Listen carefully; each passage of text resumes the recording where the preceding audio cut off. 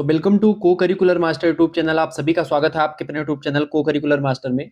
आज की वीडियो के माध्यम से हम लोग लगभग 150 ऐसे महत्वपूर्ण प्रश्नों के बारे में चर्चा करेंगे जो कि बीए, बीएससी, बीकॉम, बीएससी एजी, बीएससी होम साइंस के सेकंड सेमेस्टर के लिए इंपॉर्टेंट होंगे। और आपकी यूनिवर्सिटी जो है महात्मा गांधी काशी विद्यापीठ, 26 जून को पेपर लगा हुआ है, उनके लिए बहुत ही महत्वपूर्ण है। उन बच्चों के लिए जो कि महात्मा गांधी काशी विद्यापीठ से एफिलेटेड कॉलेजेस में पढ़ रहे हैं, विभिन्न विश्वविद्यालयों विभिन्न कॉलेजेस में पढ़ रहे हैं विश्वविद्यालय से रिलेटेड। तो उसमें चूंकि मानव मूल्य एंड पर्यावरण अध्ययन जो है सेकंड सेमेस्टर में शामिल किया गया है।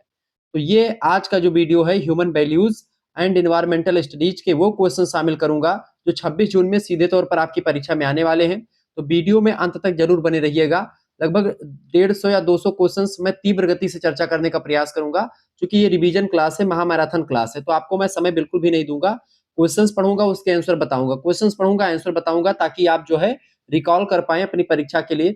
सभी सिलेबस से बनने वाले अब तक जितने 2-3-4 सालों में क्वेश्चंस पूछे गए हैं, उन सभी को इकट्ठा करके मैंने रखा है, आपके लिए मैं प्रस्तुत हो चुका हूं। ठीक है, आप सभी का बहुत बहुत स्वागत है, बहुत बहुत अभिनंदन है।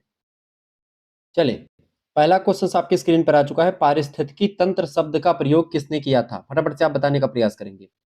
पारिस्थितिकी तंत्र शब्द का प्रयोग किसने किया था? Option A Odum, option B Gardner, option C Warming, option D Tansley. Correct answer क्या होगा बताने का प्रयास करेंगे। पारिस्थितिकी तंत्र यानी कि इकोसिस्टम की बात कर रहा है। ठीक है, पारिस्थितिकी तंत्र को क्या बोलते हैं? इकोसिस्टम बोला जाता है। इसका राइट आंसर क्या हो जाएगा बेटा? एजी टांसले ने सबसे पहले इसका प्रयोग किया था। ठीक है, कब किया था? 1935 में किया था। ये बात आप ध्यान रखें, कब किया था? 1935 में किया था। एक ब्रिटिश वनस्पति वैज्ञानिक हैं एजी टांसले, बड़े विद्वान आदमी थे। उन्होंने सबसे पहले इस शब्द का प्रयोग किया था, इकोसिस्टम शब्द का, 1935 में। ये बात ध्यान रखेंगे। अगला क्वेश्चन आ चुका है। बिजली की कड़क से उत्पन्न ध्वनि की माप है। बिजली की कड़क से जो ध्वनि उत्पन्न होती है 120 डेसिबल के आसपास होती है। इसका सी ऑप्शन करेक्ट आंसर होगा। प्राकृतिक संसाधन इनमें से कौन से हैं? देखिए यहाँ पर है लिखा हुआ है, और जब भी ऐसे क्वेश्चन पूछे जाएं जहां पर लास्ट में है लिखा हुआ मिले, इसका मतलब एक ऑप्शन सही नहीं बल्कि 2-3 ऑप्शन सही होंगे। तो मिट्टी, जल और सूर्य की रोशनी, ये प्राकृतिक संसाधनों में आते हैं। ऑप्शन नंबर डी लगा देंगे उपयुक्त सभी।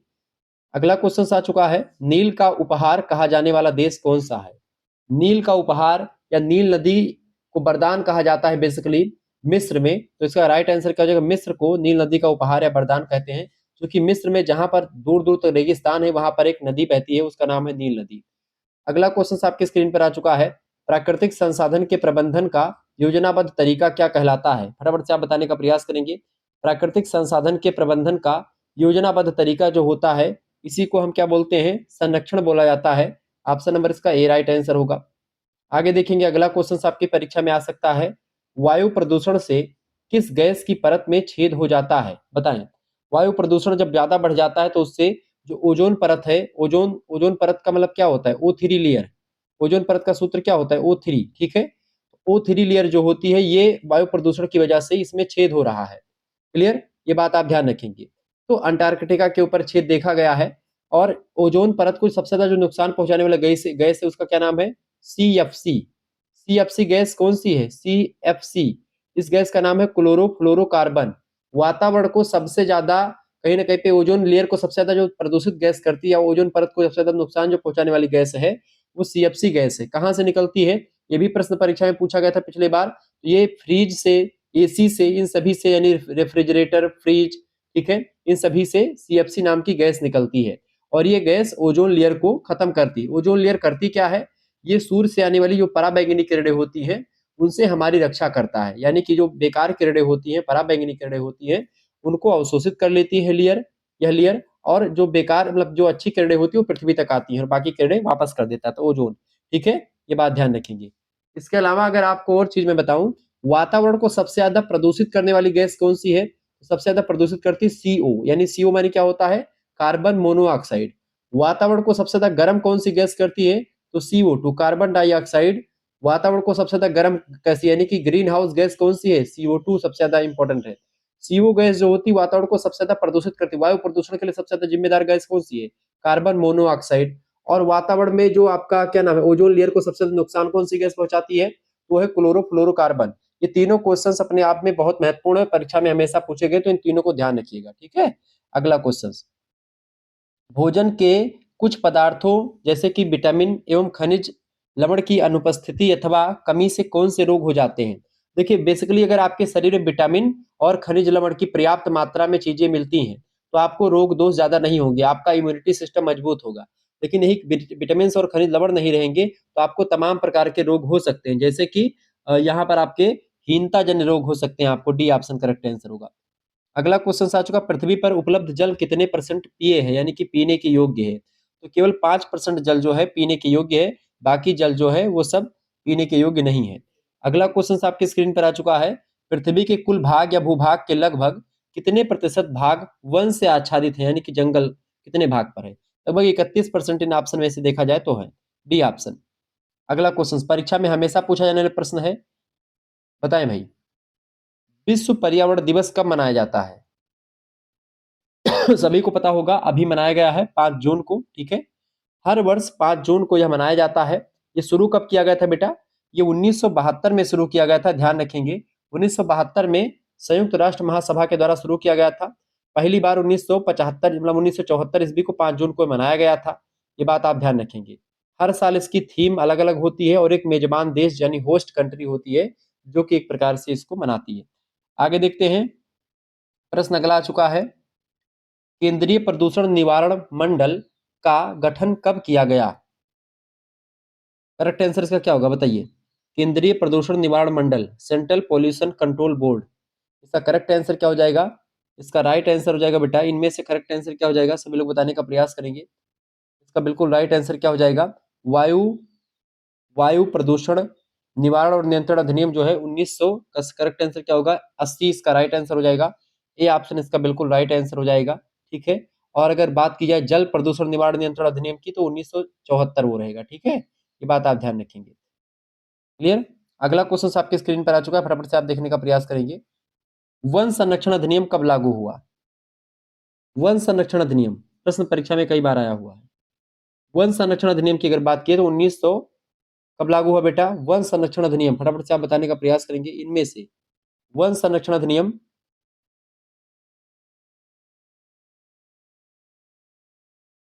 बताएं, सभी लोग बताएंगे।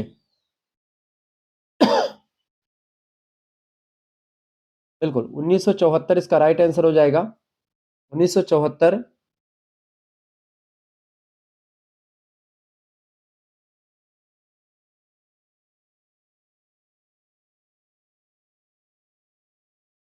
वन संरक्षण अधिनियम की अगर बात की है, वन संरक्षण अधिनियम है कि यहाँ पर मेरे हिसाब से जल प्रदूषण निवारण नियंत्रण अधिनियम 1974 में आया था। वन संरक्षण अधिनियम की अगर बात की जाए, यहाँ पर चूंकि ऑप्शन में नहीं है, बाकी 1980 25 अक्टूबर 1980 को आया था। यहाँ पर 80 ऑप्शन हो सकता है लेकिन यहाँ पर 74 ऑप्शन दिए गए हैं। ऑप्शन नंबर ए, चूंकि जो क्वेश्चन पूछे जाते हैं अलग अलग तो उसमें ऐसे क्वेश्चन आ जाते हैं पूरक क्वेश्चन के रूप में। आगे देखते हैं, अगला क्वेश्चन आ चुका है, समुद्र का जल होता है, समुद्र का जल कैसा होता है? मीठा होता है, खारा होता है, जहरीला होता है, कैसा होता है? समुद्र का जल खारा होता है, ऑप्शन नंबर इसका सी करेक्ट आंसर होगा, ठीक है। आगे बढ़ते हैं, अगला क्वेश्चन आपकी स्क्रीन पर आ चुका है, भारत का झीलों का शहर, भारत का झीलों का शहर किसे कहा जाता है? उदयपुर बिल्कुल राइट आंसर आपका है, उदयपुर को, ठीक है, राजस्थान में पड़ता है उदयपुर, उसी को क्या कहा जाता है?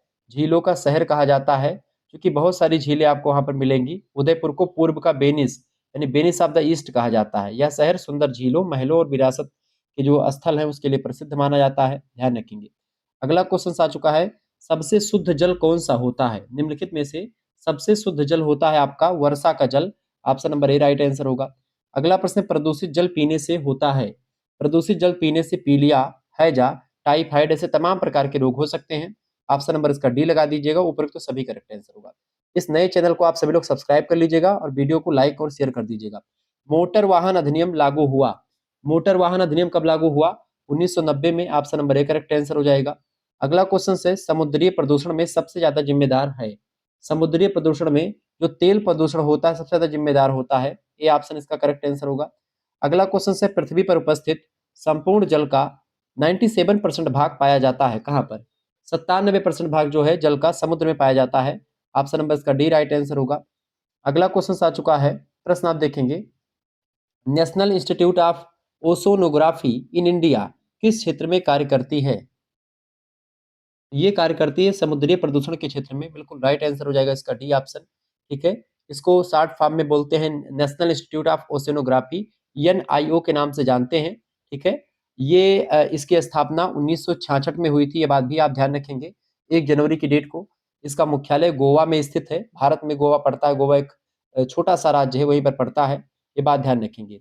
ये एक प्रकार से महासागर विज्ञान, समुद्र पारिस्थितिकी विज्ञान, समुद्र की रासायनिकी, इन सभी के बारे में, समुद्र तल का सर्वेक्षण करना हुआ, और तमाम प्रकार की जो जैव विविधता समुद्र में पाई जाती है उन सभी के बारे में अध्ययन करता है। ठीक है, ये बात ध्यान रखेंगे। अगला क्वेश्चन आपके स्क्रीन पर आ चुका है, फटाफट से आप देखने का प्रयास करेंगे। ध्वनि प्रदूषण कितने डेसिबल से ऊपर माना जाता है? ध्वनि प्रदूषण जो है वो 85 डेसिबल से ऊपर जो होता है ध्वनि प्रदूषण माना जाता है, ये बात आप ध्यान रखेंगे। क्लियर? 85 डेसिबल जो है इसका जो है मानक माना गया है, ये बात आप ध्यान रखेंगे। ऑप्शन नंबर इसका सी, ये ध्वनि प्रदूषण यहाँ पर माना जाता है। क्लियर? ये बात आप ध्यान रखेंगे। आगे देखेंगे, अगला क्वेश्चन आ चुका है, ध्वनि प्रदूषण से उत्पन्न बीमारी। ध्वनि प्रदूषण से आप देखते हैं उच्च रक्तचाप हो सकता है, आपका ब्लड प्रेशर बढ़ सकता है, बहरापन हो सकता है, वृक्क तंत्रिका तंत्र नर्वस सिस्टम भी आपका गड़बड़ हो सकता है। डी ऑप्शन लगा देंगे उपयुक्त सभी। रेडियोधर्मी प्रदूषण का स्रोत क्या है? रेडियोधर्मी प्रदूषण जो होता है ये परमाणु परीक्षण जब होते हैं उसकी वजह से जो है ये होता है। ऑप्शन नंबर इसका ए राइट आंसर हो जाएगा। आगे देखेंगे, अगला क्वेश्चन आपकी स्क्रीन पर आ चुका है, फटाफट से आप देखने का प्रयास करेंगे। वृक्षों की कटाई से वायुमंडल में किस गैस की मात्रा बढ़ती है? फटाफट से आप बताने का प्रयास करेंगे। इसका राइट आंसर क्या हो जाएगा? सभी लोग बताएंगे इसका करेक्ट आंसर क्या हो जाएगा। वृक्षों की कटाई से, वृक्षों की कटाई से वायुमंडल में किस गैस की मात्रा बढ़ती है? तो कार्बन डाइऑक्साइड। क्योंकि वृक्षों से क्या होता है, कार्बन डाइऑक्साइड जो है वृक्ष छोड़ते हैं और ऑक्सीजन को ग्रहण करते हैं। तब कार्बन डाइऑक्साइड को एक प्रकार से ग्रहण करते हैं वृक्ष जो होते हैं और ऑक्सीजन को छोड़ते हैं। क्लियर? जबकि मनुष्य क्या करता है, ऑक्सीजन को ग्रहण करता है और कार्बन डाइऑक्साइड को छोड़ता है। तो अगर वृक्षों की हम कटाई कर देंगे तो वायुमंडल में जो है कार्बन डाइऑक्साइड की मात्रा बढ़ेगी, क्योंकि कार्बन डाइऑक्साइड को वृक्ष अवशोषित कर लेते हैं। तो इस वजह से उसकी मात्रा घटती है जब वृक्ष हम लगाते हैं। अगर वृक्ष अगर नहीं लगाएंगे तो उसकी मात्रा बढ़ेगी। ऑप्शन नंबर ए लगा दीजिएगा। अगला क्वेश्चन आ चुका है, वात अच्छा यहाँ पर और देखें, नाइट्रोजन गैस जो है वातावरण में कितने परसेंट है? 78% नाइट्रोजन गैस पाई जाती है। वातावरण में सबसे ज्यादा गैस कौन सी पाई जाती है? यही पाई जाती है नाइट्रोजन। वातावरण को सबसे ज्यादा गर्म करने वाली गैस कौन सी? मतलब की वो है कार्बन डाइऑक्साइड गर्म करती है। वातावरण को सबसे ज्यादा प्रदूषित कौन सी गैस करती है? तो कार्बन मोनोऑक्साइड सबसे ज्यादा प्रदूषित करती है, ये बात ध्यान रखेंगे। अगला क्वेश्चन से, ओजोन के ह्रास से किस में वृद्धि होती है? ओजोन के परत के ह्रास से किस में वृद्धि होती है? ओजोन परत अगर ह्रास होता है तो इससे वृद्धि होती है पराबैंगनी किरणों में। ऑप्शन नंबर इसका सी राइट आंसर होगा। अगला क्वेश्चन आपके स्क्रीन पर आ चुका है, फटाफट से आप देखेंगे। हरित गृह प्रभाव, जिसको आप ग्रीन हाउस इफेक्ट कहते हैं, ये किसके परिणाम स्वरूप होता है? तो कार्बन डाइऑक्साइड चूंकि वातावरण को सबसे ज्यादा गर्म करती है, तो ग्लोबल वार्मिंग या हरित गृह प्रभाव इसी को बोलते हैं। वैश्विक तापन बढ़ जाता है। कार्बन डाइऑक्साइड गैस जो होती है वो सबसे ज्यादा जिम्मेदार है जो है ग्रीन हाउस इफेक्ट के लिए। Option number A correct answer लगा दीजिएगा।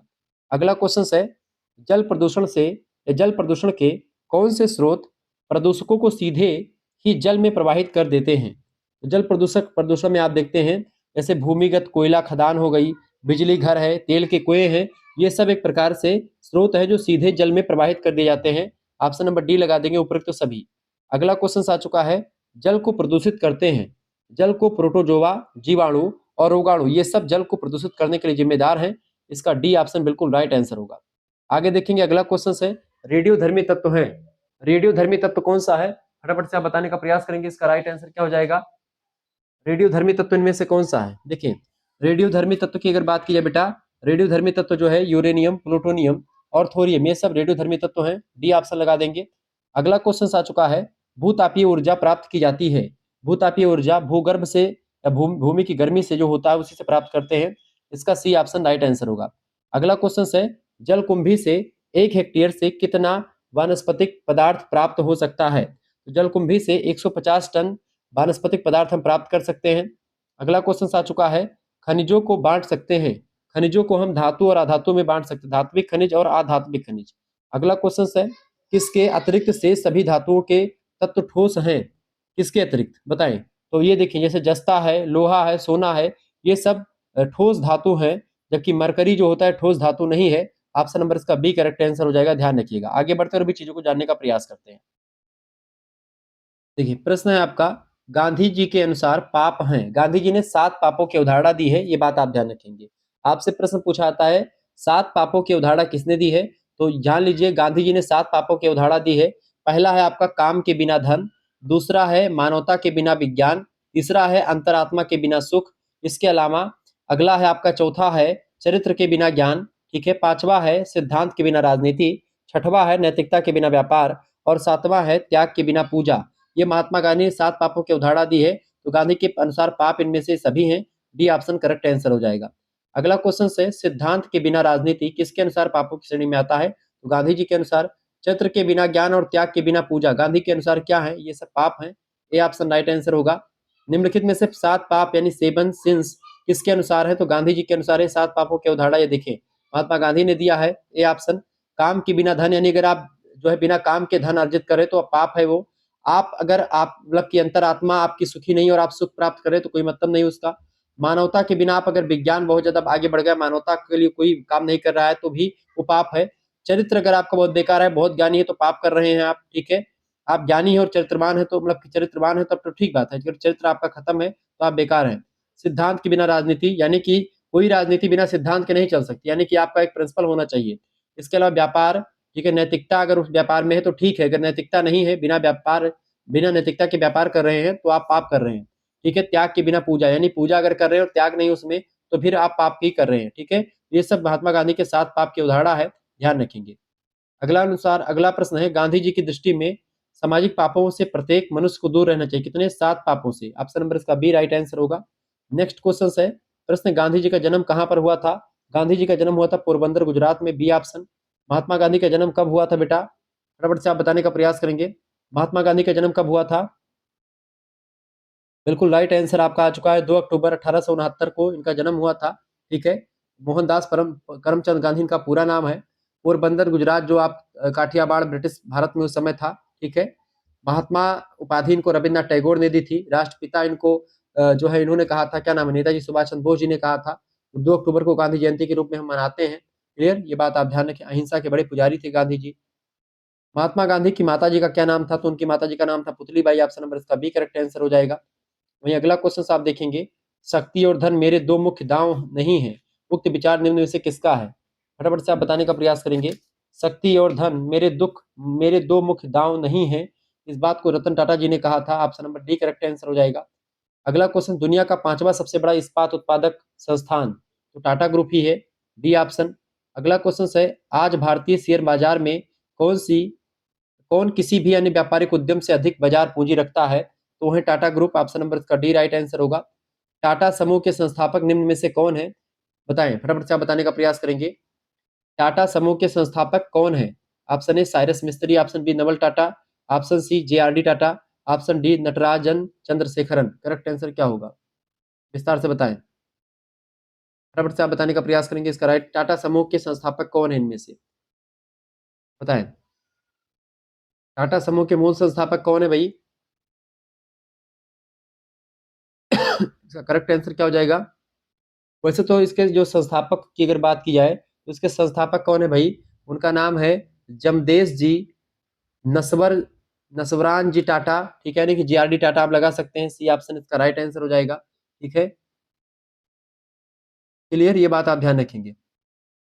जबकि ये साइरस मिस्त्री जो हैं ये टाटा समूह के 6वें चेयरमैन हैं, 2012 से 2016 तक रहे हैं। नवल टाटा रतन टाटा के पिताजी का नाम है, टाटा परिवार के सदस्य हैं। जे.आर.डी. टाटा जो है टाटा समूह के लंबे समय तक चेयरमैन रहे, भारतीय विमानन के जनक भी माने जाते हैं। नटराजन चंद्रशेखरन की बात करें, वर्तमान चेयरमैन 2017 से रहे हैं अब तक, ठीक है। जे.आर.डी. टाटा लगा दीजिएगा। अगला क्वेश्चन आ चुका है लोहे को कोई नष्ट नहीं कर सकता, लोहे को कोई नष्ट नहीं कर सकता लेकिन उसको अपना ही जंग खा सकता है। इसी तरह किसी व्यक्ति को कोई नष्ट नहीं कर सकता लेकिन उसकी अपनी मानसिकता नष्ट कर सकती है। ये विचार किसका है? रतन टाटा, मुकेश अंबानी, गौतम अडानी, अजीम प्रेमजी। करेक्ट आंसर क्या होगा? राइट आंसर हो जाएगा रतन नवल टाटा, यानी रतन टाटा जी का है ये। ऑप्शन नंबर करेक्ट आंसर क्या हो जाएगा? ए ऑप्शन, रतन टाटा का ये विचार रहा है। क्लियर, ये बात आप ध्यान रखेंगे। इन्होंने और सारी बातें बताई, जैसे इन्होंने कहा कि सिर्फ पैसे के पीछे मत भागो, उसे अपने जुनून का नतीजा बना लो, ठीक है। रतन टाटा जी का कथन है। इन्होंने कहा कि जिस दिन आप अपने अंदर के डर पर जीत पा लेंगे उस दिन आप सब कुछ कर लेंगे। ये सारे प्रश्न परीक्षा में पूछे जाते रहते हैं। अगला क्वेश्चन आ चुका है, फटाफट से आप बताने का प्रयास करेंगे। रतन टाटा को किस वर्ष पद्म विभूषण से सम्मानित किया गया था? पद्म विभूषण सम्मान रतन टाटा जी को मिला, कब मिला? 2000, देखिए इनको 2008 में पद्म विभूषण मिला है। अगर बात की जाए 2000 ईस्वी में, इनको 2000 ईस्वी में एक और पुरस्कार मिला था, पद्म भूषण। पद्म भूषण और पद्म विभूषण दो अलग-अलग उपहार हैं। तो पद्म भूषण जो है इनको 2000, पद्म भूषण 2000 में मिला था। भारत का तीसरा सर्वोच्च नागरिक सम्मान माना जाता है पद्म भूषण को। और पद्म विभूषण जो है ये 2008 में मिला।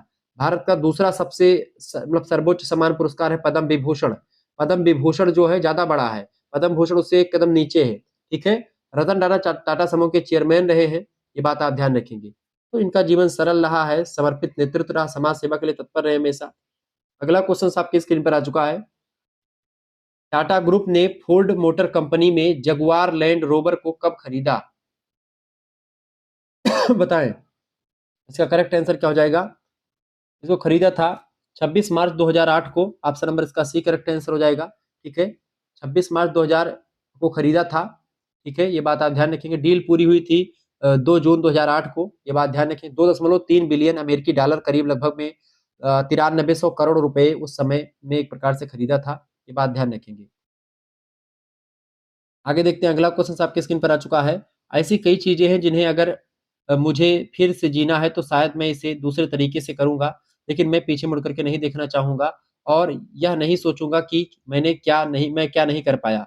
उक्त विचार किसका है? ये विचार रतन टाटा जी का है। B option. निम्नलिखित में से किसने, रतन टाटा ने व्यक्तिगत निवेश किया था किसमें? देखिए, नेस्टबे, डॉग स्पॉट, श्यामोजी, ओला कैब, सभी में जो है निवेश किया। Option number D correct answer हो जाएगा इसका। ठीक है, आगे बढ़ते हैं। अगला क्वेश्चन आ चुका, ग्रीन हाउस खेती करने वाला पहला भारतीय राज्य वो है भाई कौन सा? सिक्किम बना है। ऑप्शन नंबर इसका सी करेक्ट आंसर हो जाएगा। अगला क्वेश्चन आपके स्क्रीन पर आ चुका है। हाल ही में ग्रीन हाउस गैसों के उत्सर्जन को कम करने हेतु किस देश ने 100 वाट के बाल्बों के प्रोडक्शन और इंपोर्ट पर बैन लगा दिया है? करेक्ट आंसर इनमें से क्या होगा? इसका राइट आंसर हो जाएगा बेटा, इसका करेक्ट आंसर क्या हो जाएगा? फटाफट से आप बताने का प्रयास करेंगे। इसका राइट आंसर क्या हो जाएगा? Britain is right answer. Option number इसका बी करेक्ट आंसर होगा।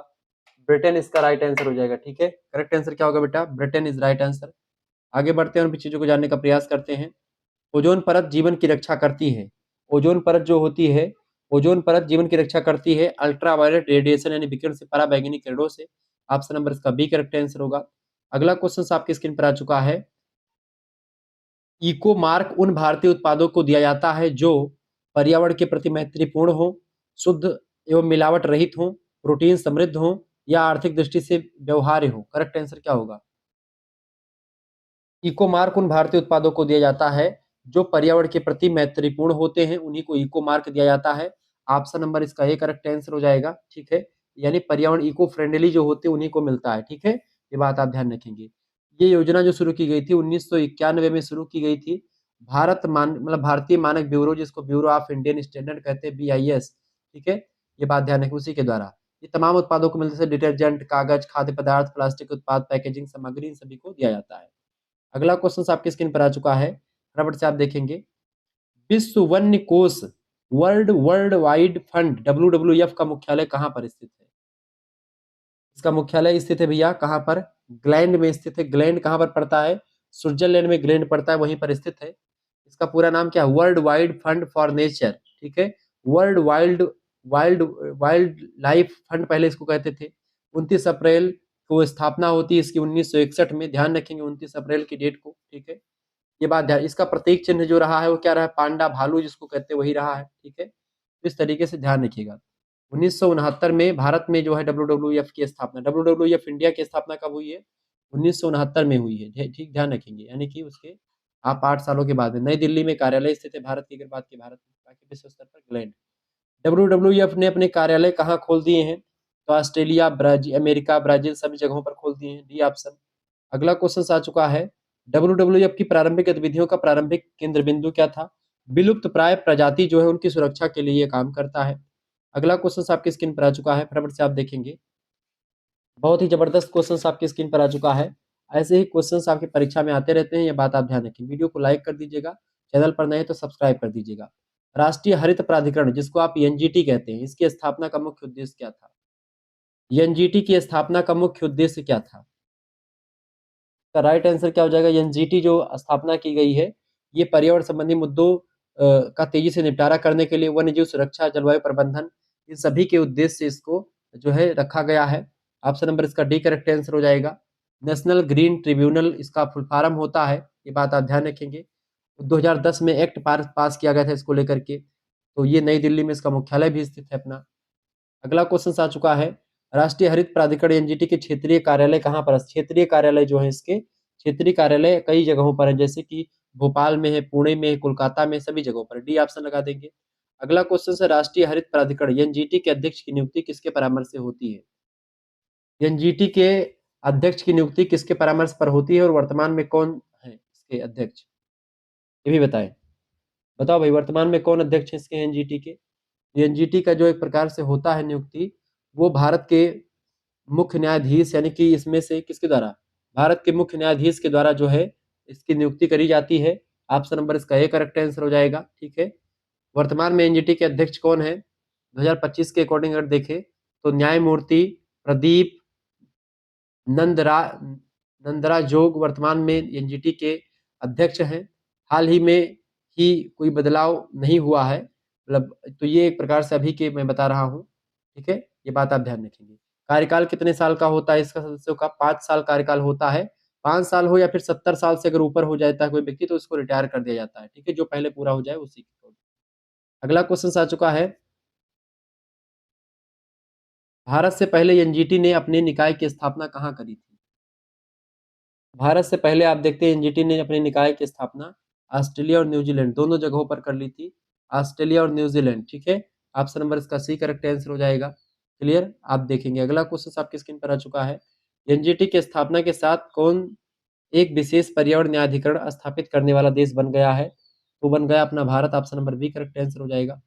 अगला क्वेश्चन आपकी स्क्रीन पर आ चुका है, वायु गुणवत्ता सूचकांक एयर क्वालिटी इंडेक्स किस अभियान मिशन के अंतर्गत चलाई जा रही एक पहल है? इसका राइट आंसर होगा स्वच्छ Bharat mission. Option number A correct answer हो जाएगा। अगला क्वेश्चन आपकी स्क्रीन पर आ चुका है, वायु गुणवत्ता सूचकांक AQI एयर क्वालिटी इंडेक्स किस प्रकार की बृहद पहल है? एक सरकारी पहल है ये। ऑप्शन नंबर इसका सी राइट आंसर हो जाएगा। आगे बढ़ते हैं। अगला क्वेश्चन आपकी स्क्रीन पर आ चुका है, प्रश्न यूनेस्को ने, प्रश्न क्या आ चुका भाई, फटाफट से आप देखने का प्रयास करेंगे, वीडियो को शेयर भी कर दीजिएगा। यूनेस्को ने मानव यूनेस्को ने मानव एवं जीवमंडल कार्यक्रम के अंतर्गत किस वर्ष जीवमंडल कोष बनाया? करेक्ट आंसर क्या हो जाएगा इसका? तो 1971 इसका राइट आंसर हो जाएगा, 1971। ठीक है, नेक्स्ट क्वेश्चन आपके स्क्रीन पर आ चुका है, फटाफट से आप देखने का प्रयास करेंगे।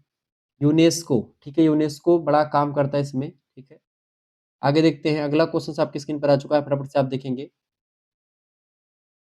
संयुक्त राष्ट्र पर्यावरण कार्यक्रम कब आरंभ किया गया?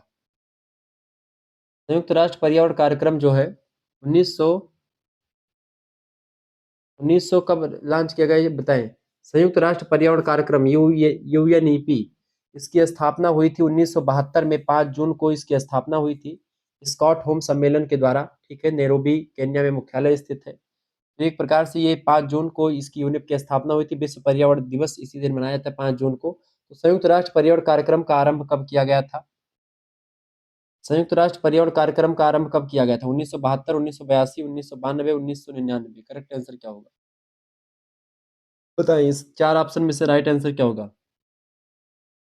इसका राइट आंसर क्या हो जाएगा? 5 जून 1972 को स्थापना होती है और इसका सम्मेलन पहला जो स्कॉट होम स्वीडन में होता है 1972 में। ठीक है, ये बात ध्यान रखेंगे।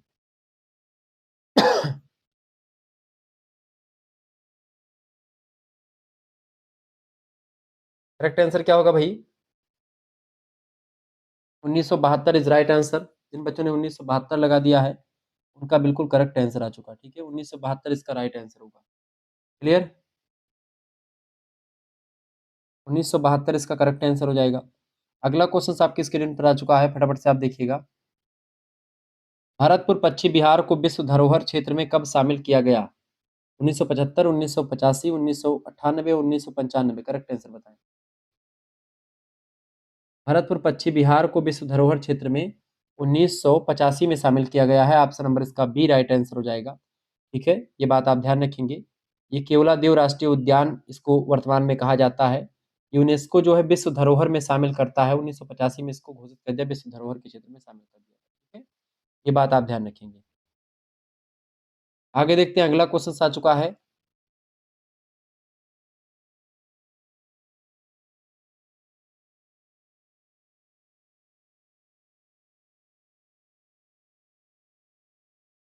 अंतर्राष्ट्रीय वन वर्ष कब मनाया जाता है? अंतर्राष्ट्रीय वन वर्ष, राइट आंसर क्या हो जाएगा? 2011 को अंतर्राष्ट्रीय वन वर्ष के रूप में मनाते हैं, ठीक है, ये बात आप ध्यान रखेंगे। इसकी थीम क्या रखी गई है? लोगों के लिए वन। अगला क्वेश्चन आ चुका है, जलवायु परिवर्तन सम्मेलन 2010 किस नगर में हुआ था? जलवायु परिवर्तन सम्मेलन 2010 जो हुआ था, जिनेवा में हुआ था। मैक्सिको कहाँ पर हुआ था? फटाफट से आप बताने का प्रयास करें। जलवायु परिवर्तन सम्मेलन 2010 ये कहाँ पर हुआ था बेटा? जिनेवा एक मिनट, मैक्सिको सिटी में हुआ था ये, ठीक है।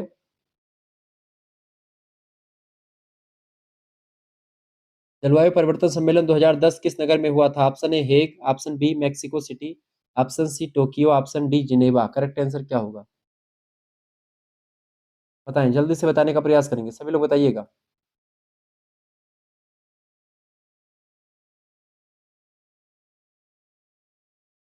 इसका करेक्ट आंसर जो हो जाएगा, मैक्सिको सिटी ही लग जाएगा इसका राइट आंसर, ठीक है। वैसे कंकुन में हुआ था, मैक्सिको सिटी में पड़ता है कैंकुन, वहीं पर हुआ था, ठीक है, ये बात आप ध्यान रखेंगे। आगे बढ़ते हैं, इसका राइट आंसर क्या हो जाएगा आपका? इसका राइट आंसर हो जाएगा, वैसे कहीं कहीं पर जिनेवा मिलता है स्विट्जरलैंड में, मैक्सिको सिटी ऑप्शन लगा दीजिएगा, ऑप्शन नंबर इसका बी राइट आंसर हो जाएगा। अगला क्वेश्चन आ चुका है, विश्व बाघ शिखर सम्मेलन, विश्व बाघ शिखर सम्मेलन 2010 आयोजित किया गया था कहाँ पर? बैंकॉक में, नई दिल्ली में, नैरोबी में या पीटर्सबर्ग? करेक्ट आंसर क्या हो जाएगा इसका? इसका राइट आंसर क्या हो जाएगा? सेंट पीटर्सबर्ग, इसका डी ऑप्शन राइट आंसर हो जाएगा। अगला क्वेश्चन आ चुका है, जलवायु परिवर्तन पर अंतर्राष्ट्रीय पैनल की पहली रिपोर्ट कब प्रस्तुत की गई थी? 1996 में, सी ऑप्शन करेक्ट आंसर होगा। अंतर्राष्ट्रीय पर्वत वर्ष, अंतर्राष्ट्रीय पर्वत वर्ष कब मनाया गया? अंतर्राष्ट्रीय पर्वत वर्ष की अगर बात की जाए, 2002 में मनाया गया अंतर्राष्ट्रीय पर्वत वर्ष, ठीक है, ये बात आप ध्यान रखेंगे। अगला क्वेश्चन आपकी स्क्रीन पर आ चुका है, अंतर्राष्ट्रीय मरुस्थल किस वर्ष को घोषित किया गया? अंतर्राष्ट्रीय मरुस्थल वर्ष, इसका भी बिल्कुल करेक्ट आंसर आपका है 2006, ये ऑप्शन इज राइट आंसर, ठीक है। संयुक्त राष्ट्र महासभा के द्वारा इसको घोषित किया गया था, ठीक है, ये बात ध्यान रखेंगे। अगला क्वेश्चन आपकी स्क्रीन पर आ चुका, फटाफट से आप देखने का प्रयास करें, बढ़िया क्वेश्चन आ चुका है। वायु प्रदूषण निवारण और नियंत्रण अधिनियम कब पारित किया गया? इसका राइट आंसर हो जाएगा बिल्कुल 1981, 29 मार्च 1981। करेक्ट आंसर क्या हो जाएगा इसका? 1981 इसका राइट आंसर हो जाएगा, ठीक है। बिल्कुल 1981 इसका राइट आंसर हो जाएगा, 29 मार्च 1981 को इसका फुल फॉर्म केंद्रीय प्रदूषण नियंत्रण बोर्ड को इस अधिनियम के तहत कार्य सौंपा गया था, ठीक है, वायु प्रदूषण को रोकने के लिए। अगला क्वेश्चन आ चुका है, प्रश्न आप देखेंगे,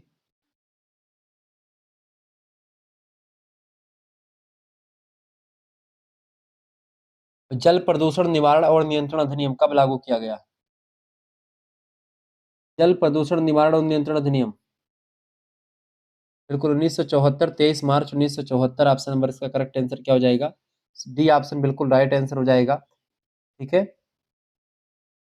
आगे देखते हैं, अगला क्वेश्चन आपकी स्क्रीन पर आ चुका, फटाफट से आप देखने का प्रयास करेंगे। वायु प्रदूषण निवारण और नियंत्रण अधिनियम 1981 में कुल कितनी धाराएं हैं? इसमें कुल कितनी धाराएं हैं भैया? कुल मिलाकर के इसमें 54 धाराएं हैं। 1981 में आया था, 54 धाराएं हैं, ये बात आप ध्यान रखेंगे। 7 अध्याय में ये धाराएं बटी हुई हैं, ये बात आप ध्यान रखेंगे। क्लियर? तमाम प्रकार के काम इसमें किए जाते हैं। अगला क्वेश्चन आप देखेंगे, जल प्रदूषण निवारण और नियंत्रण अधिनियम 1981 में कुल कितनी धाराएं हैं? 1981 वाले में कितनी धाराएं भैया? इसका राइट आंसर क्या हो जाएगा? 64 धाराएं हैं इसमें, ऑप्शन नंबर इसका बी करेक्ट आंसर होगा। 64 धाराएं हैं, 23 मार्च 1974, 8 अध्याय में बटा हुआ है ये। अगला क्वेश्चन आ चुका है, जल प्रदूषण निवारण और नियंत्रण उपकर अधिनियम संबंधित है, ये संबंधित है लेबी और उपकर वसूलने में, से ऑप्शन नंबर इसका बी करेक्ट आंसर होगा। अगला क्वेश्चन है, मल जल व मल बहिस्राव को किस अधिनियम में परिभाषित किया गया है? ये जल प्रदूषण निवारण और नियंत्रण अधिनियम में परिभाषित किया गया है, इसका बी ऑप्शन करेक्ट आंसर होगा। अगला क्वेश्चन है किस अधिनियम के द्वारा जंगली जंतुओं के शिकार तथा उनसे निर्मित वस्तुओं के व्यापार को निषिद्ध किया गया है? इसका करेक्ट आंसर क्या हो जाएगा? वन्य जीव संरक्षण अधिनियम के द्वारा। सी ऑप्शन करेक्ट आंसर हो जाएगा। अगला क्वेश्चन विश्व वन्य जीव कोष की स्थापना बताएं कब हुई थी? फटाफट से आप बताएंगे। विश्व वन्य जीव कोष की स्थापना कब हुई? 1972 ईस्वी में हुई थी। करेक्ट आंसर क्या हो जाएगा इसका? 1972 ईस्वी। क्लियर? राइट आंसर हो जाएगा 1972 ईस्वी। सी ऑप्शन इसका राइट आंसर हो जाएगा। ठीक है, वैसे कहीं कहीं पर 1961 भी दिया गया इसका। ठीक है, विश्व वन्य जीव कोष 29 अप्रैल 1961 इंग्लैंड स्विट्जरलैंड में इसका जो है मुख्यालय स्थित है, विश्व वन्य जीव कोष का। ठीक है, तो ये बात ध्यान रखेंगे। बाद में 1972 में इसका नाम हो सकता है चेंज किया गया हो, लेकिन स्थापना जो हुई थी वो 1961 या 60 के आसपास मानी जाती है। तो 1961 या 60 ऑप्शन इसका थोड़ा सा गड़बड़ है, ध्यान रखेंगे। ठीक है, अगला क्वेश्चन आपकी स्क्रीन पर आ चुका है, फटाफट से आप देखने का प्रयास करेंगे। किस श्लोक में सफलता, असफलता, लाभ, भय से मुक्त होकर संभाव से कर्म करने की बात कही गई है गीता की? फटाफट से आप बताने का प्रयास, गीता के किस श्लोक में ये बात बताई गई है? इसका करेक्ट आंसर क्या हो जाएगा? इसका राइट आंसर हो जाएगा भैया बिल्कुल श्लोक 48 में ये बात बताई गई है।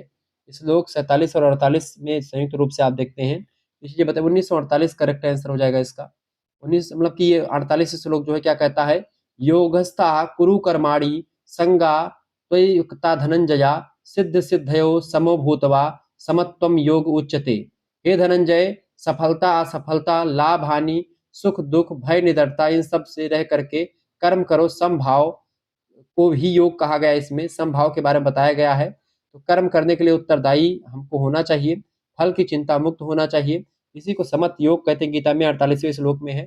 47वां श्लोक जो है वो क्या कहता है? कर्मणे वाधिकारस्ते मा फलेषु कदाचन मम कर्म फल हेतु भूर्मा ते संगो आस्वत्त कर्मणि, यानी तेरा अधिकार केवल कर्म करने में है, फल में कभी नहीं है, इसलिए तू कर्म के फल का कारण मत बन और ना ही अकर्म में आसक्त हो। अर्जुन को भगवान श्री कृष्ण कहते हैं। ठीक है, ध्यान रखेंगे। अगला क्वेश्चन से प्रबंधन का लक्ष्य क्या है? प्रबंधन का लक्ष्य क्या होता है? सुनिश्चित परिणाम प्राप्त करना। ऑप्शन नंबर इसका करेक्ट आंसर क्या हो जाएगा? सी ऑप्शन इसका राइट आंसर होगा। अगला क्वेश्चन है स्वार्थपरक इंद्रिय सुख, स्वार्थपरक इंद्रिय सुखों से संचालित होने पर किसका हरण हो जाता है? ऑप्शन ए चरित्र का, ऑप्शन बी बुद्धि का, ऑप्शन सी साधना का, ऑप्शन डी भक्ति का। करेक्ट आंसर क्या होगा? स्वार्थपरक इंद्रिय सुखों से संचालित होने पर जो है ये बुद्धि का जो होता है वो नाश हो जाता है। ठीक है, इसका करेक्ट आंसर क्या हो जाएगा? बुद्धि का हरण हो जाता है। अगला क्वेश्चन है गीता की कसौटी में प्रबंधन तथा उद्योग हो तो किसके लिए हितकारी प्रबंधन होगा? तो इसका करेक्ट आंसर होगा उद्योगपतियों के लिए, ए ऑप्शन। अगला क्वेश्चन है इनमें से कौन निजीकरण की सीमा हो सकती है? निजीकरण की सीमा इनमें से देखें, यह आर्थिक गतिविधियों में सरकार की भागीदारी को सीमित करता है तथा निजी क्षेत्र की सुरक्षा करता है। ऑप्शन नंबर इसका सी राइट आंसर होगा। अगला प्रश्न आ चुका है किसी लक्ष्य या उद्देश्य को प्राप्त करने के लिए क्या लेना महत्वपूर्ण है? बताएं, किसी लक्ष्य या उद्देश्य को प्राप्त करने के लिए क्या लेना महत्वपूर्ण है? निर्णय लेना सबसे महत्वपूर्ण होता है। ऑप्शन नंबर इसका ए करेक्ट आंसर होगा। अगला प्रश्न निर्णय निर्माण के अंतर्गत आता है। निर्णय निर्माण के अंतर्गत क्या करना है, कैसे करना है और कब करना है, ये सब निर्णय निर्माण के अंतर्गत आते हैं। आगे बढ़ते और भी चीजों को जानने का प्रयास करते हैं, फटाफट से आप देखने का प्रयास करेंगे। अगला क्वेश्चन आपकी स्क्रीन पर आ चुका है, फटाफट से आप देखने का प्रयास करेंगे। प्रश्न क्या आ चुका भैया? प्रश्न आ चुका है वर्तमान में सोशल मीडिया, प्रश्न क्या पूछा जा रहा है आपसे? प्रश्न पूछा जा रहा है वर्तमान में सोशल मीडिया किसके एक अच्छे साधन के रूप में कार्य कर रहा है? तो ये व्यवसाय के, खास करके सोशल मीडिया व्यवसाय के एक अच्छे साधन के रूप में काम कर रहा है। बी ऑप्शन करेक्ट आंसर होगा। अगला क्वेश्चन आप देखिएगा। अगला प्रश्न आर्थिक उदारीकरण में किसे अनावश्यक प्रतिबंधों से मुक्त करना चाहिए? तो चिकित्सा को मुक्त करना चाहिए, बी ऑप्शन। अगला क्वेश्चन है भारत में आर्थिक उदारीकरण, भारत में आर्थिक उदारीकरण की शुरुआत कब से हुई है? भारत में आर्थिक उदारीकरण की जो शुरुआत हुई है 1991 से शुरू हुई है। पीवी नरसिम्हा राव की सरकार थी, वित्त मंत्री डॉक्टर मनमोहन सिंह थे, उसी समय शुरू हुई है 1991 से। डेट आपकी पड़ेगी 24 जुलाई। अगला क्वेश्चन आ चुका किसमें कुशलता ही योग है? देखिए, कर्म में कुशलता को योग कहते हैं, ऑप्शन नंबर इसका बी करेक्ट आंसर होगा। अगला क्वेश्चन आ चुका, प्रणीत ट्रस्टीशिप सिद्धांत का मूल गीता में है, बताएं। ट्रस्टीशिप का सिद्धांत जो है महात्मा गांधी के द्वारा प्रणीत, जो ट्रस्टीशिप का सिद्धांत किसने दिया था, महात्मा गांधी जी ने दिया था, ध्यान रखेंगे। तो आपसे प्रश्न ये भी पूछा था ट्रस्टीशिप का सिद्धांत किसने दिया, तो महात्मा गांधी जी ने दिया था, ठीक है, ये गीता में मिलता है। अगला क्वेश्चन से, व्यवसाय और विपणन की सभी क्रियाएं किसे ध्यान में रख करके की जाती हैं, व्यवसाय और विपणन की सभी क्रियाएं जो होती हैं वो ग्राहकों को ध्यान में रख करके करी जाती हैं, ए ऑप्शन इसका करेक्ट आंसर होगा। अगला क्वेश्चन आ चुका है, मार्केटिंग समस्याएं जटिल हैं तथा निरंतर क्या होती हैं, ये बढ़ती रहती हैं, बी ऑप्शन। किसी कंपनी का विपणन संगठन बहुत, विपणन माने होता है मार्केटिंग, तो किसी कंपनी का मार्केटिंग संगठन जो होता है बहुत बृहत होता है, तो बहुत बृहत होता है। लघु वित्तीय कंपनियां, इंश्योरेंस कंपनियां, दवा कंपनी, इन तीनों का ऑप्शन नंबर इसका डी राइट आंसर हो जाएगा, ठीक है। आगे बढ़ते हुए चीजों को जानने का प्रयास करते हैं। अगला प्रश्न आ चुका है, मिसाइल मैन की संज्ञा किसे दी गई है, मिसाइल मैन किसको कहा जाता है, बहुत फेमस पर्सनालिटी है मिसाइल मैन, अब्दुल कलाम आजाद जी को कहा जाता है, ऑप्शन नंबर इसका सी करेक्ट आंसर हो जाएगा। अगला क्वेश्चन आप देखेंगे, विवेकानंद के दर्शन को सामान्यतः किसके रूप में जाना जाता है, विवेकानंद के दर्शन को हम लोग व्यवहारिक वेदांत के नाम से जानते हैं, इसका सी ऑप्शन करेक्ट आंसर होगा। अगला क्वेश्चन से, विवेकानंद आधुनिक भारत के निर्माता हैं, किसने कहा था, विवेकानंद आधुनिक भारत के निर्माता हैं, किसने कहा था, विवेकानंद आधुनिक भारत के निर्माता हैं, इस कथन को कहा था नेताजी सुभाष चंद्र बोस ने, या किसने कहा था, पंडित जवाहरलाल नेहरू ने, किसने कहा था, फटाफट से आप बताने का प्रयास करेंगे। विवेकानंद आधुनिक भारत के निर्माता हैं कथन किसने कहा था, option A Rabindranath Tagore, option B Jawaharlal Nehru, option C Rajagopalachari, option D Netaji Subhash Chandra Bose. Correct answer क्या होगा,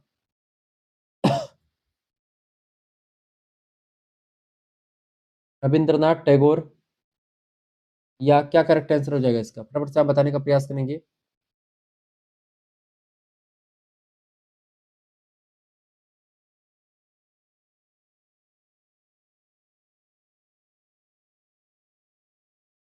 किसने कहा था, नेताजी ने कहा था।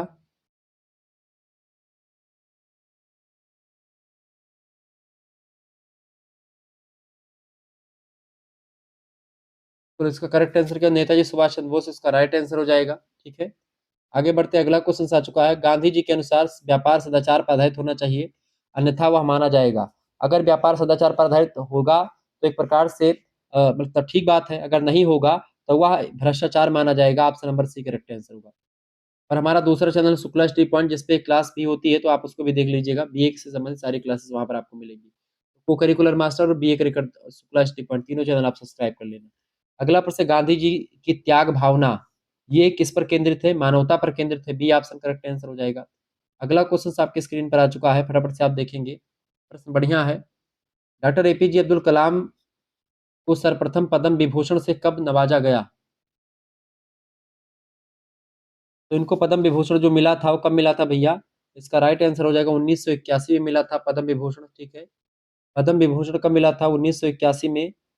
इनको नहीं, फटाफट से आप बताने, पद्म भूषण मिला था 1981 में, ठीक है, ध्यान रखेंगे। इनको पद्म भूषण मिला था 1981 में, क्या मिला था, पद्म भूषण मिला था। और अगला जो आपका देखेंगे, पद्म विभूषण जो इनको मिला बेटा, पद्म विभूषण मिला था 1990 में, 1990 ऑप्शन में है नहीं, यानी कि ये पूछा गया, पद्म बी अलग लिख गया है, पद्म भूषण पूछा गया, तो पद्म भूषण 1981 में मिला था, ध्यान रखेंगे, ठीक है। 1990 में पद्म विभूषण मिला था, और 1997 में इनको भारत का सर्वोच्च नागरिक सम्मान पुरस्कार मिला था 1997 में, जिसको बोलते हैं भारत रत्न के नाम से, ठीक है, ये बात आप ध्यान रखेंगे। क्लियर, आगे देखते हैं, अगला क्वेश्चन आपकी स्क्रीन पर आ चुका है, प्रश्न, प्रत्येक व्यक्ति कैसे भारत में रहना चाहता है, तो प्रत्येक व्यक्ति शांतिपूर्ण, सुख समृद्धि और सुरक्षित रहना चाहता है, इसका डी ऑप्शन करेक्ट आंसर होगा। अगला क्वेश्चन आ चुका है, आध्यात्मिक मूल्य किसी व्यक्ति को क्या प्रदान करते हैं, आध्यात्मिक मूल्य जो होते किसी व्यक्ति को क्या प्रदान करते हैं, आध्यात्मिक मूल्य अनंतता, व्यक्तिगत स्वतंत्रता और कुछ करने के लिए प्रेरणा प्रदान करते हैं, डी ऑप्शन करेक्ट आंसर होगा। अगला क्वेश्चन आपकी स्क्रीन पर आ चुका है, माइक्रोसॉफ्ट के चेयरमैन कौन है, फटाफट से आप बताने का प्रयास करें, सभी लोग बताइएगा, माइक्रोसॉफ्ट के चेयरमैन कौन है बेटा, सभी लोग बताने का प्रयास करेंगे, इसका राइट आंसर क्या हो जाएगा, माइक्रोसॉफ्ट के चेयरमैन है सत्या नडेला, ठीक है। माइक्रोसॉफ्ट के चेयरमैन कौन है, बताएं। माइक्रोसॉफ्ट के चेयरमैन की अगर बात की है तो इस समय कौन है, सत्या नडेला है, जिनका उपनाम मतलब कि ये जो है चीफ एग्जीक्यूटिव ऑफिसर यही है, सत्या नडेला।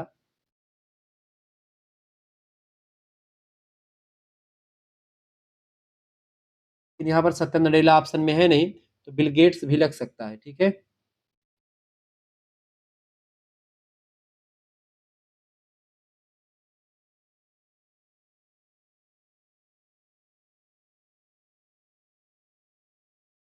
क्लियर। इसका करेक्ट आंसर क्या हो जाएगा, बिल गेट्स भी लग सकता है, सत्या नडेला इसका राइट आंसर हो जाएगा। अगला क्वेश्चन आ चुका है, बिल गेट्स ने कब माइक्रोसॉफ्ट के मुख्य कार्यकारी अधिकारी का पद छोड़ दिया था? तो कब छोड़ दिया था? 2000 जनवरी में छोड़ दिया था। ऑप्शन नंबर इसका ए करेक्ट आंसर होगा। अगला क्वेश्चन आपके स्क्रीन पर आ चुका, फटाफट से आप देखेंगे। बिल गेट्स ने किसके साथ मिलकर के कंप्यूटर सॉफ्टवेयर कंपनी का शुभारंभ करने का फैसला लिया था? बताएं। तो इन्होंने वान वाल एलन के साथ मिलकर के, पॉल एलन, ठीक है, पॉल एलन कर ले यहाँ पर। पॉल एलन के साथ मिलकर के इन्होंने क्या किया था? उसको छोड़ने का प्रयास किया था। माइक्रोसॉफ्ट कोऑपरेशन की स्थापना कंपनी का नाम, ठीक है, ये बात ध्यान रखेंगे। अगला को क्वेश्चन आ चुका है, प्रश्न आ चुका है, माइक्रोसॉफ्ट या मिट्स से कब स्वतंत्र हुआ? माइक्रोसॉफ्ट जो है मिट्स से स्वतंत्र हुआ था 1976 में। इसका बी ऑप्शन करेक्ट आंसर हो जाएगा, ठीक है। मिट्स के संस्थापक रॉबर्ट्स हैं, एड रॉबर्ट्स, ठीक है। मिट्स माने micro instrumentation and telemetry system कहा जाता है उसको। माइक्रोसॉफ्ट बिल गेट्स और पॉल एलन के द्वारा जो है शुरू किया गया था, ठीक है। अगला क्वेश्चन आ चुका है, प्रश्न आ चुका, इंटेल 8080 सीपीयू जारी करने के बाद बिल गेट्स ने क्या महसूस किया था? बिल गेट्स ने क्या महसूस किया था? बिल गेट्स ने, ये यही प्रथम चिप है जो इसका मूल्य लगभग $200 से कम है, बेसिक्स में काम कर सकती है, कम, ये सब सारी चीजें इसमें मतलब की अनुभव की थी, डी ऑप्शन। अगला क्वेश्चन, दोषी व्यक्ति का संगठन अपराध अधिनियम 2002 की कार्रवाई के तहत क्या जुर्माना किया रखा गया है? तो ये जुर्माना रखा गया, जब्ती के आदेश दिए जा सकते हैं, बी ऑप्शन करेक्ट आंसर हो जाएगा, ठीक है। अगला क्वेश्चन सर, किसके अनुसार राजनीति शास्त्र व अन्य विषय यह बताते हैं कि क्या हुआ और क्यों हुआ, परंतु नीति शास्त्र एक ऐसा विषय जो यह बताता है कि क्या करना चाहिए। ये बात किसने कही थी? गांधी जी ने कही थी, बी ऑप्शन इसका राइट आंसर होगा।